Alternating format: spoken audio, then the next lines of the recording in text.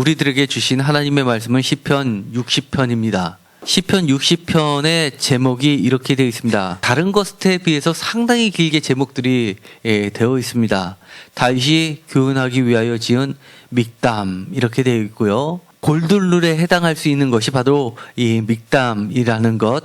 정말 다윗의 뼈아픈 인생 가운데서 이것만큼은 그 누구에게도 황금률처럼 그렇게 꼭 필요한 경험에서 우러나온 그 지혜의 말씀을 섞어서 이야기하는 것이 황금시라고 하는 이 믹담입니다. 인도들을 따라 수산 에소드에 맞춘 노래라고 했는데 이것은 풀이가 다 되어 있지 어구인데요. 수산 에소시라는 것이 나팔 모양의 어떤 악기 모양을 했을 것으로 추정만 하고 있습니다. 예를 들어서 나팔같이 끝이 이렇게 벌어진 꽃 모양 악기로 보여주고 있습니다. 다윗이 아람 나하라임과 아람 소바와 싸우는 중에 요압이 돌아와 에돔을 소금골짜기에서 쳐서 12,000명을 죽인 때라고 되어 있는데 이것은 저희가 조금 전에 읽었었던 것처럼 사무엘하 8장 13절 14절을 직접적으로 언급하고 있고 12절은 그것의 배경이 되고 있는 구절에 해당한다 할 수 있습니다. 그런데 많은 학자들이 지적을 하듯이 이 60편은 이 제목하고는 상당히 맞지 않는다고 이야기를 합니다. 왜 그럴까요? 여러 가지 이유가 충분히 있습니다. 60편을 여러분들이 읽었을 때는 1차적으로 어떤 느낌이었었나요? 굉장히 승승장구하는 그런 느낌이 났었나요? 아니면 굉장히 어려움을 겪다가 극적인 하나님의 도우심으로 역전을 하는 그런 모습이 나오나요? 아주 극적인 반전, 하나님만이 할 수 있는 일들을 경험한 것처럼 느껴집니다. 사무엘하 8장 13절에서 14절을 읽어보니까 어떻던가요? 거기서 보면은 이렇게 되어 있습니다. 다윗이 소금골짜기에서 에돔 사람 18,000명을 쳐주고 돌아와서 명성을 떨치니라. 다윗이 에돔에 수비대를 두되 온 에돔에 수비대를 두니 에돔 사람이 다 다윗의 종이 되니라. 그 다음을 읽을까요? 다 같이 읽겠습니다. 다윗이 어디로 가든지 여호와께서 이기게 하셨더라 라고 되어 있습니다. 쳐 죽인 것이 그 전에도 계속 승리를 이뤘고 그 무서운 여파로 밀어붙이듯이 이 에돔 사람들도 다 까람개뜬 것 같은 느낌을 받고 있습니다. 옛날 성경에서는 소금골짜기를 염곡이라고 되어 있을 겁니다. 이 소금골짜기라고 하는 것은 구체적으로 지역 이름이고요. 이것은 유다 땅과 에돔 국가의 경계선에 있는 지역 이름이 바로 이 소금골짜기라는 겁니다. 경계선에서 접경지죠. 전쟁을 앞둔 두 세력 간의 접경지를 이야기합니다. 오늘날로 치면 휴전선 같은 데서 전쟁이 일어난 거나 마찬가지 상황입니다. 사무엘하 8장 13절과 14절을 보면 다윗이 어디로 가든지 여호와께서 이기게 하셨더라 라고 되어 있는 것을 보고 또 13절에서도 명성을 떨치니라 라고 되어 있는 것으로 짧게 되어 있다 보니까 전혀 이 60편 특별히 1절에서 4절까지 있는 내용처럼 그렇게 급박한 상황은 전혀 볼 수가 없습니다. 그리고 또 한 가지는 이 사무엘하 8장 13절에서 14절까지를 보면 에돔 사람 18,000명을 죽였다라고 되어 있는데 이 시편 60편의 제목에는 12,000명을 죽였다라고 되어 있습니다. 조금 축소되어 있고 그리고 사무엘하는 좀 더 과장이 되어 있죠. 사실 12,000명이라는 숫자도 굉장히 큰 숫자이긴 합니다. 그런데 이 에돔이라고 하는 것은 우리가 역사상을 보더라도 지금으로 치면은 페트라에 해당하는 겁니다. 페트라는 바위 지역으로도 유명하고 굉장히 세계 문화유산이 많은 곳이죠. 그리고 용맹한 걸로 이름을 떨칩니다.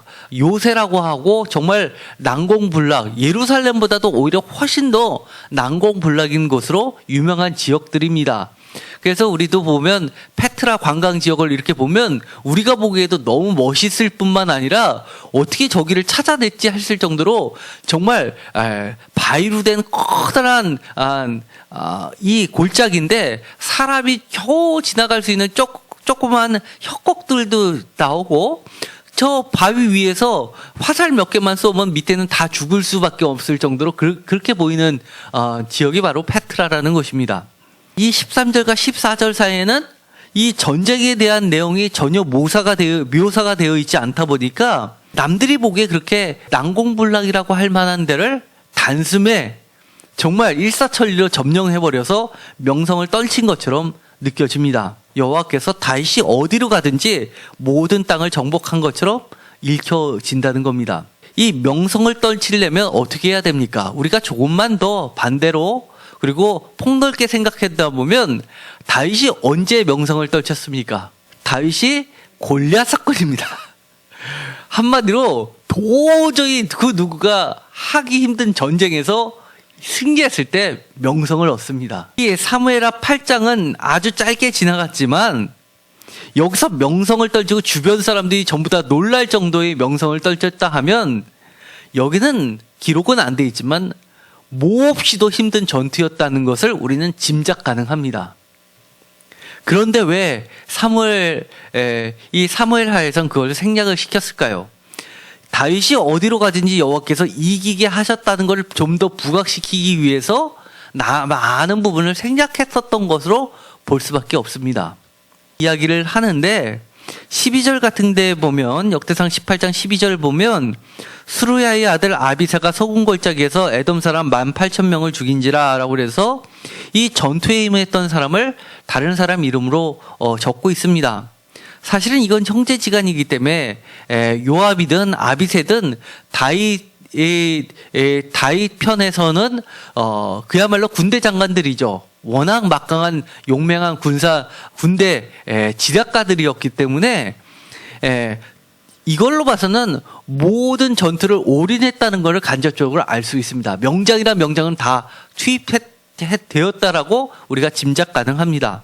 그리고 이 지역이 또 얼마나 중요한 위치라는 것은 예를 들어서 이 전투에서 승리를 하게 됐을 때 얻게 되는 부가 생각보다 크다는 겁니다. 예를 들어서 역대하 8장 17절에 보면 그때 솔로몬이 에돔 땅의 바닷가 에시온 게벨과 엘롯에 이르렀더니라고 하는데 우리가 에시온 게벨이라는 건 여러 차례 들어봤을 겁니다. 이 지역은 이 바닷가하고 인접되어 있는데 여기서 큰 배를 만들어서 온갖 상아와 그리고 금을 채취해 가지고 실어 나르는 그런 지역입니다. 그래서 이 에시온 게벨을 차지하려면 이 에돔과의 전투에서 이겨야지만 막강한 부를 바다를 건너 가지고 애굽에서 저 아라비아까지 끌어모을 수 있는 아주 전략적으로 중요한 위치라는 것 또한 우리가 알 수 있게 됩니다. 사무엘하 8장 13절에서 14절까지 내용대로 쉽게 끝냈을까요? 사실은 이 시편 60편은 우리에게 여러 가지를 시사해 줍니다. 사실 학자들은 이 시편 60편은 이 표제하고도 안 맞는다라는 게 중론입니다. 그러나 저는 오히려 이 시편 60편을 읽으면서 표제어도 성경이기 때문에 정경으로 들어와 있기 때문에 그만한 특별한 이유가 있다고 보는 겁니다. 그리고 우리는 이것을 기준으로 해서 잠시 모든 것을 재해석해 보면 보이지 않는 것이 보이게 됩니다. 성경에는 이 전투를 6개월에 걸쳐서 했다고 기록이 되어 있습니다. 쉽게 이길 수 있는 전투를 6개월간 해서 18,000명을 죽이든 12,000명을 죽이든 그 당시에 12,000명이든 18,000명이든 아주 큰 숫자인데 그것도 6개월에 걸쳐서 싸움을 임할 수 있는 사람 남자만 12,000명을 죽였다고 칩시다. 그러면 그걸 해석하는 방법은 두 가지입니다. 하나, 다윗이 굉장히 잔인한 사람입니다. 두 번 다시 이 에돔이 반기를 못 들 정도로 조금이라도 싸울 줄 아는 사람은 다 죽였다는 이야기입니다. 더 이상 싸울 수 있는 사람은 노인네, 여자들 그리고 갓난 어린애들 말고는 없다는 이야기가 되는 겁니다. 완전히 씨를 말렸다는 이야기나 다름없는 이야기입니다.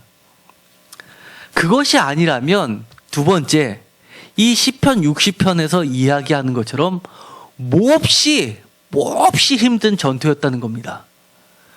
거의 질 뻔한 전투를 하나님이 이기게 하셨다는 겁니다. 그래서 저는 두 번째 것을 지지하고 있습니다.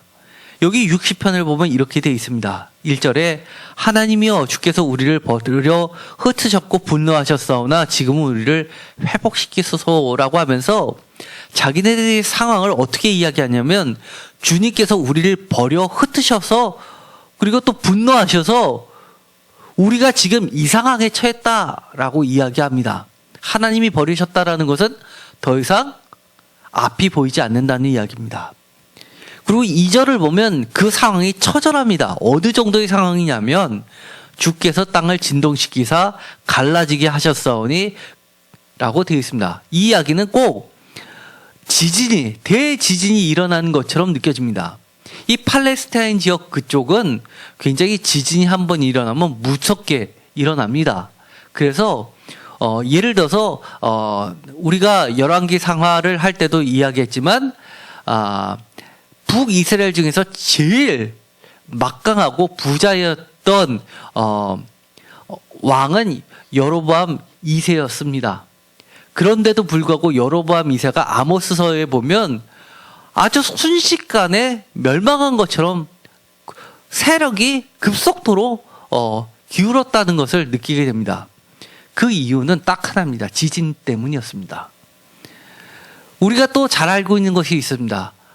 폼페이 최후의 날 그렇게 불을 했고 고곽을 보면 거기서 향락은 이로 말할 수 없는 향락이었는데도 불구하고 사치였고 부가 많았는데도 어떻게 하루아침에 망했을까를 연구하면 지진 때문이었습니다. 그런데 이 상황 그들이 처한 다윗의 상황을 꼭 대지진이 일어나는 것처럼 묘사를 하고 있습니다. 땅을 진동시키사 갈라지게 하셨사오니 그리고 땅이 흔들립니다. 그 다음에 3절에서는 더 재미있습니다. 비틀거리게 하는 포도주를 우리에게 마시게 하셨나이다. 진노의 포도주를 마시게 하셨다는 겁니다. 이제는 끝나는 것만 남았다고 이야기하는 겁니다. 그런데 그 정도로 패전이 확실시되고 있는 상황입니다. 마치 야구로 치자면 9회 말 투아웃 마지막 볼 하나만 남아있는 그런 상황에서 역전 홈런을 친 것 같은 그런 상황이 발생했다는 겁니다. 하나님이여 주께서라고 하나님의 이름을 부르는 것으로 시작합니다. 2절도 주께서라고 하면서 이 모든 상황이 내가 실력이 부족해서 우리의 군사력이 부족해서 이런 일이 벌어졌거나 아니면 나는 최선을 다했는데 상대방이 세서 상대방이 실력이 뛰어나서 상대방으로부터 미움을 받아서 내가 이렇게 됐다고 하는 것이 아니라 주께서 땅을 진동시키셨고 라고 이야기합니다. 그리고 3절에서도 주께서라고 이야기합니다. 그러면서 지금은 1절에 보면 우리를 회복시키소서라고 고백하고 있는 겁니다. 하나님께 그렇게 기도를 드리고 있는 겁니다. 그러면서 4절에 주를 경외하는 자에게 깃발을 주시고 진리를 위하여 달게 하셨나이다 셀라라고 하면서 셀라 휴지 1절을 끝내고 있습니다. 이 말은 정확하게 해석하기가 어렵습니다. 그래서 71역 성경에서는 이 진리를 위하여 달게 하셨다라는 것을 다르게 번역해 놨습니다. 히브리어를 헬라어로 고치면서 이 진리를 화살로 번역을 했습니다. 그래서 표준세 번역에서는 그것을 따라서 이렇게 번역합니다. 활을 쏘는 자들에게서 피하여 도망치도록 깃발을 세워주셔서 주님을 경외하는 사람들을 인도해 주십시오 셀라. 쉽게 말해서 우리가 골프를 치면 멀리서 그 홀컵이 보이지 않으니까 거기다 깃발을 세워놓습니다. 그리고 짐작하게 합니다. 그것처럼 멀리서도 보일 수 있게 누구나 보일 수 있게 주님께서 그의 사랑하는 사람들을 주님의 오른팔로 주의 백성들을 구원하시기 위해서 깃발을 주셨는데 깃발은 군대 깃발입니다. 그러면서 깃발을 보고 활을 쏘는 자들을 피하여 도망쳐서 깃발 아래로 다 도망갈 수 있게끔 하나의 신호체계처럼 그렇게 해 주셨다는 겁니다. 그리고 2절이 시작됩니다. 5절에 주께서 사랑하시는 자를 건지시기 위하여 주의 오른손으로 구원하시고 응답하소서라고 하면서 매우 정확하고 구체적으로 이야기를 합니다. 그러자 6절에 보면 이렇게 이야기합니다. 하나님의 그의 거룩하심으로 말씀하시되 라고 하면서 하나님의 응답이 나오게 됩니다.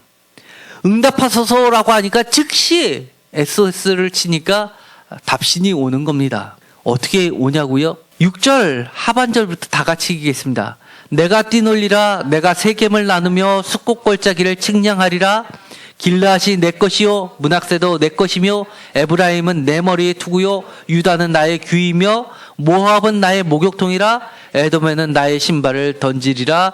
블레셋아 나로 말미암아 외치라 하셨도다. 이게 도대체 무슨 말입니까? 자른 모랄도 이렇게 반복되는 말이 있습니다. 하나님이 그의 거룩하심으로 말씀하시는데 내가 내 것이 내 머리, 나의 규, 나의 목욕통, 나의 신발 이렇게 끊임없이 내가 하나님 자신이 직접 이렇게 하시겠다고 이야기합니다. 전에는 모든 것이 흔들려서 땅이 갈라지고 그 틈도 기울어서 진노의 하나님의 포도주를 마신 것처럼 비틀거렸는데 이제는 하나님이 직접 전쟁터가 아니라 찌노는 놀이터로 만들어 버리시겠다는 겁니다. 세겜을 나누며 숫꽃골짜기를 측량하리라.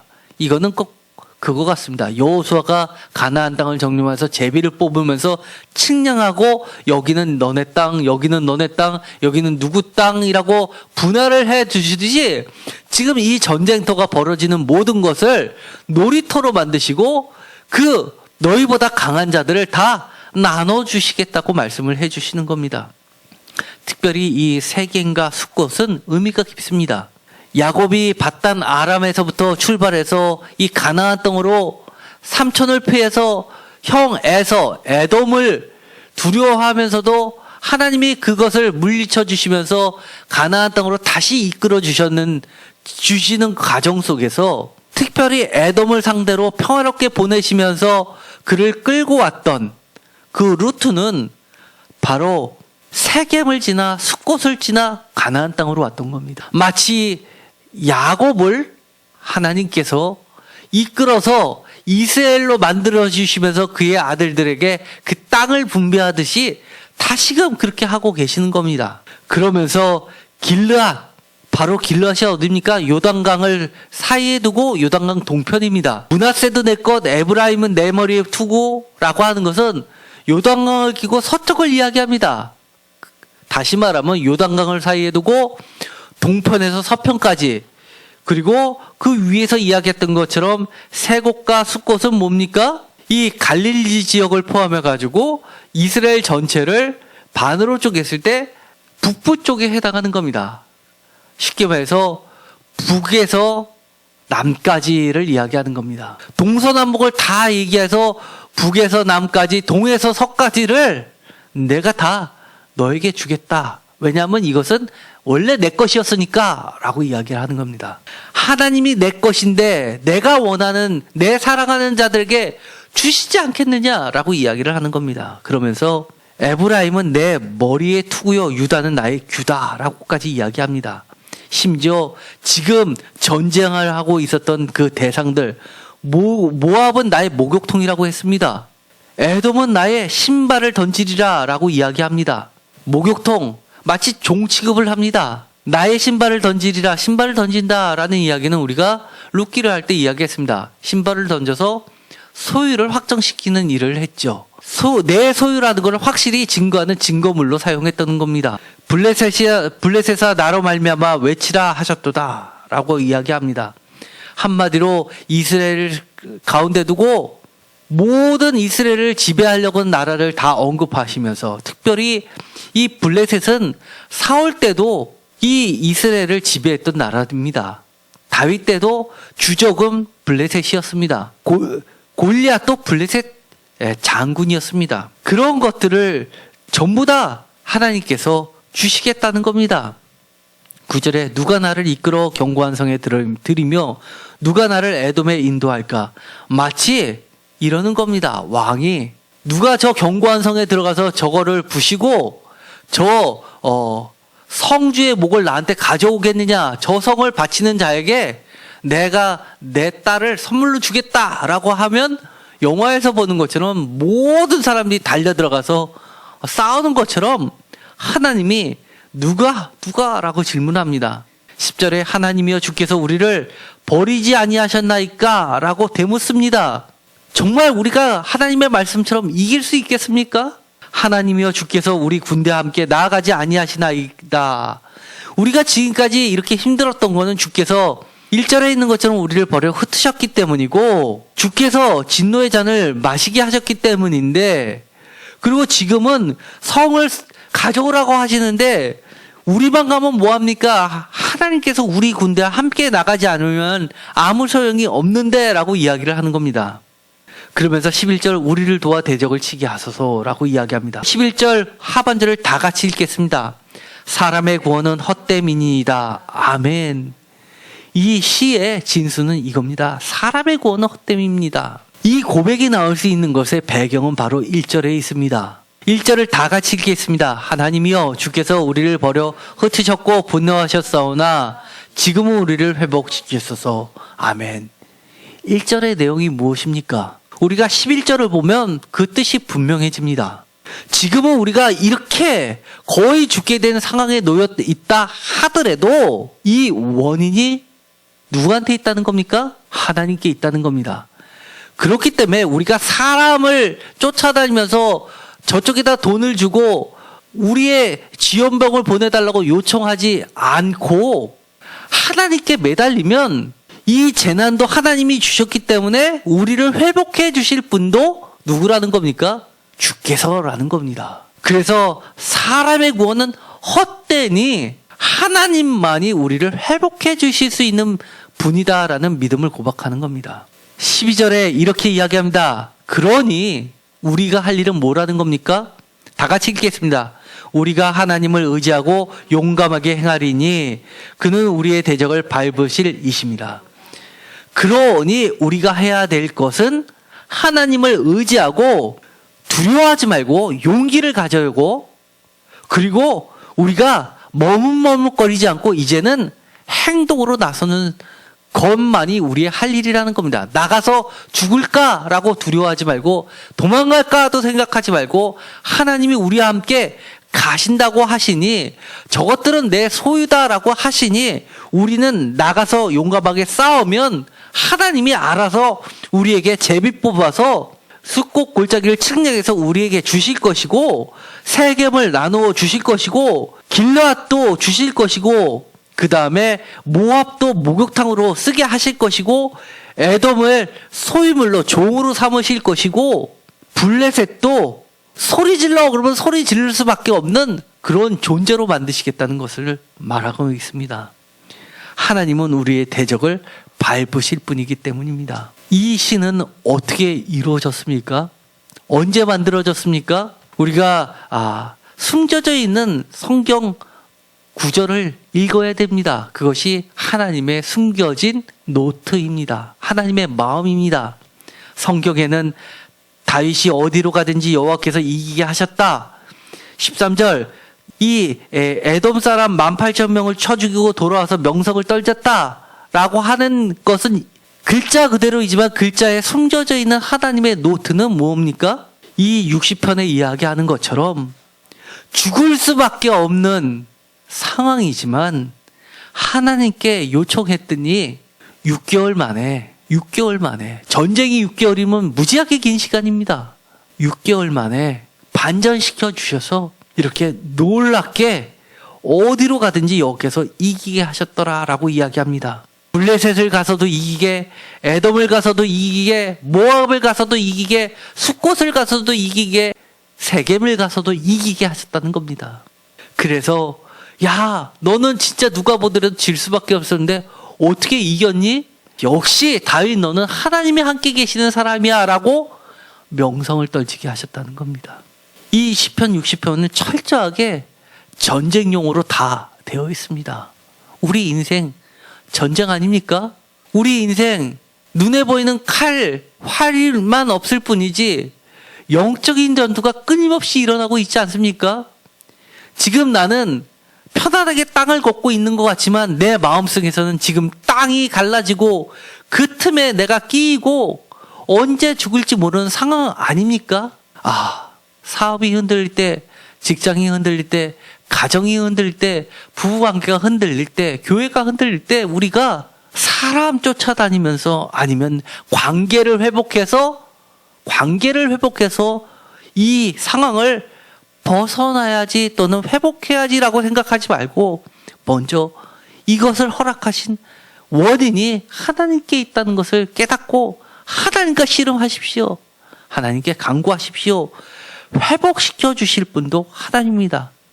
왜 6개월이라는 시간이 걸렸습니까? 하나님은 당장이라도 1초 만에 역전시킬 수 있는 분인데 왜 6개월이라는 시간을 주셨습니까? 그만큼 이들이 하나님을 철저하게 찾기까지 그 많은 시간이 걸렸다는 이야기입니다. 우리가 아직까지 철저하게 돌아가지 않고 지금 내 눈에는 땅이 흔들리지 않으니까, 지진이 안 났으니까, 화살이 왔다 갔다 안 하니까 괜찮겠지, 조금 내 마음이 속상하지만 그래도 견딜 수 있겠지라고 생각한다면 이 6개월은 나에게 1년이 될 수도 2년이 될 수도 있고 앞으로 10년이 될 수도 있는 겁니다. 그러나 지금 내 어려운 상황에 10년이 걸려 지금도 존속하고 있고 20년째 지금 상황이 바뀌지 않았다 하더라도 다윗처럼 정말로 하나님 앞에 전적으로 회개하고 간구하고 믿음으로 나아간다고 마음 먹으면 언제 그랬듯이 마치 사무엘하 8장을 쓴 성경의 필사자들이 생략해버린 그 문구처럼 우리는 아픈 기억은 사라지고 정말 어디로 가든지 여호와께서 우리를 통해서 승리하게 하셨구나라고 고백할 수 있게 만드신다는 겁니다. 다시 한번 말씀을 드립니다. 소금골짜기 아예 그까짓 그 당시에는 소금이라는 건 황금처럼 귀할 때 아니었습니까? 소금을 통해서 월급도 주지 않았습니까? 그런데 그까짓 것 내가 안 가지면 되지라고 하는 문제가 아닙니다. 내가 조금 줄여서 살면 되지, 그 문제가 아닙니다. 양보할 수 없는 목숨을 걸고 정말 모두를 다 투입시켜서 생사를 걸고 싸울 수밖에 없는 그런 절대절명의 순간이 우리에게 있습니다. 그때 타협하지 마십시오. 하나님이 진노의 잔이라고 화나시는 분이, 화나게 하는 분을, 하나님의 분노를 사게 하는 부분이 있지 않나 다시금 돌아보시고 그것을 깨끗하게 제거하십시오. 그러면 순간 바뀔 수 있습니다. 우리가 평생을 살면서 정말 오늘 다윗이 이 포장되어 있지 않은 진솔한 고백, 주께서 우리를 버리고 흩으셨고 분노하셨사오나 지금은 우리를 회복시켜달라는, 정말 두 손 두 발 다 들고 하나님 앞에 납작 엎드리고 하나님이여, 2절 주께서, 3절 주께서, 5절 주께서, 6절 하나님이 라고 부르짖는 것처럼 우리가 하나님께 부르짖게 되기를 간절히 소망합니다. 기도하고 마치기로 하겠습니다. 하나님, 우리가 때로는 많은 갈등이 있을 수 있습니다. 사람에 따라서는 이 정도야 참으면 되지라고 하는 사람도 있고, 더 이상 안 되겠다 하는 사람도 있을 수 있습니다. 그런데 이런 상황이 곧 끝나겠지라고 생각하는 사람도 있고, 아직도 많이 남았으니 희망이 없다라고 생각하는 사람도 있을 수 있습니다. 많은 갈등의 상황이 연속해 올 수 있습니다. 그러나 우리의 선택은, 우리의 고백은 구원이 사람의 손에 있지 않고 오직 하나님께 있고, 지금 이 절대적인 순간도 하나님 앞에 놓여 있고 우리의 선택은 오직 하나님 안에만 있다는 것을 깨닫게 하여 주옵소서. 다른 데 눈 돌리지 않고 하나님께 납작 엎드리고 두 손 들고 하나님께 간구할 수 있게 하여 주옵소서. 하나님이 전쟁터도 놀이터처럼 뛰놀게 하신다고 하셨습니다. 그리고 마치 장난감을 나눠주시듯이 그렇게 우리에게 나눠주신다고 말씀하셨습니다. 우리가 하나님의 약속, 말씀을 유지하고 하나님께 믿고 순종하고 나아갈 수 있게 하여 주옵소서. 그 틈을 메워주시옵소서. 갈라진 틈을 평탄케 하여 주옵소서. 예수 그리스도의 이름으로 기도드렸습니다. 아멘.